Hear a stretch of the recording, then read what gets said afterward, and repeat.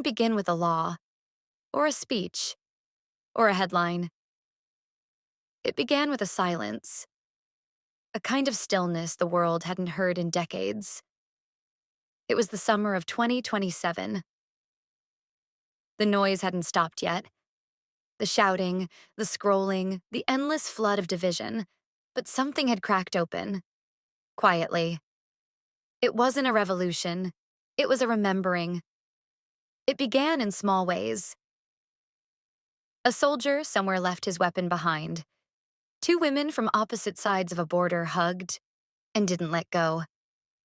A child asked her teacher, "Why do we always fight?" And the teacher didn't have an answer. No one knew it then, but the story was already changing. Something had shifted, not in governments, but in hearts.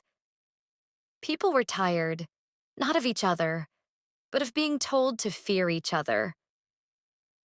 They were tired of war in their minds, tired of the battles in their homes, tired of headlines that made them forget how much they loved. And so, quietly, the peace began. It spread, not like fire, but like light through cracks. In 2028, people began turning off the news, not in protest, but in peace. They began listening to each other again, really listening. On one street, a former politician sat with a teenage activist. They shared coffee, not points of debate. On another, strangers sat in silence and breathed together. It wasn't global yet, but it didn't need to be. Because peace, real peace, starts like a whisper, and whispers can travel farther than shouts. They say the real change began when people stopped waiting for permission, when they stopped waiting for someone else to fix the world, and instead, they began tending to their own hearts, their own homes, their own neighbors. One by one, old wounds were acknowledged, old flags were folded, new stories were told. Children were taught that courage wasn't about winning, it was about feeling, about staying soft in a world that taught you to harden, about seeing the humanity in the eyes of someone you were told to hate. And in 2029, something extraordinary happened. The guns began to rust. Not because they were banned, but because no one picked them up. Military budgets were redirected, not to more weapons, but to gardens, to hospitals, to healing centers, to playgrounds.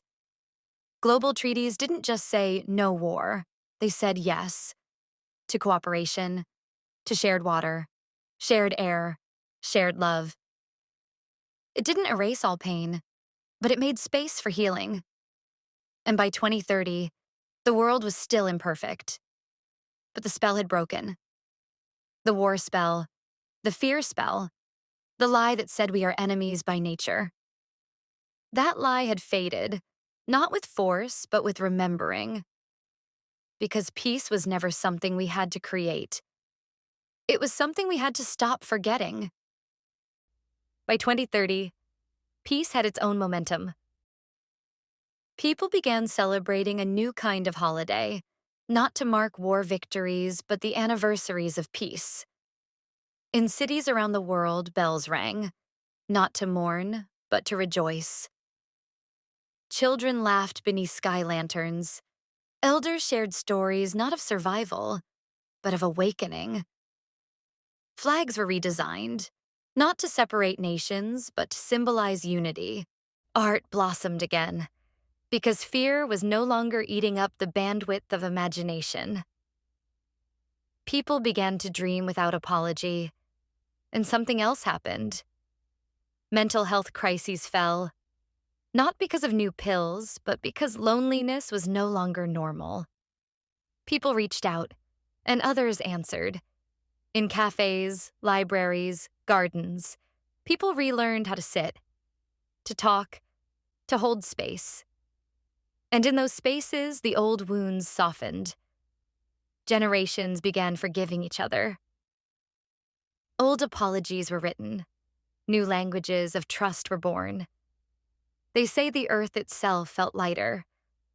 The oceans calmed. The air grew sweeter. Animals began returning to places they had once abandoned. Not because laws changed, but because hearts did. It was the quietest revolution in human history, and the most powerful. It didn't need a leader. It needed memory and presence. And now, every year, the world gathers on one day to celebrate peace, not as an abstract idea, but as a lived experience. The World Peace Anniversary, not in museums, not in textbooks, but in parks, in homes, in songs. It began in 2027, it became real in 2030, and now it belongs to everyone. And if you're listening to this now, maybe you're part of the remembering. Maybe you were never meant to fight. Maybe your soul has always longed for the world you were told was impossible. But what if it's not? What if this vision, a world without war, without fear, without manufactured enemies, isn't a fantasy? What if it's a memory from the future? What if your heart already knows the way? Let that truth settle into you. Feel it. Not as a theory, but as something ancient and familiar. Because deep inside you is the blueprint. You were born with it. It's why you cry at certain songs. Why you imagine hugging someone you've never met. Why peace, even whispered, feels like home. You are not alone in that. Millions feel it. Millions remember. And the more we remember together, the faster the spell breaks. You don't have to convince anyone. Just live like it's already true. Smile like war is over. Forgive like the world depends on it. Rest like you are safe. Because you are. And if you weren't sure before this, let this be your reminder. You were never born for war. You were born for peace. And now, that peace is waking up in you. Right now. In this moment. The spell is breaking. The silence is lifting. And your mind is becoming your own again. You're not returning to the past. You're stepping into the future that was always yours.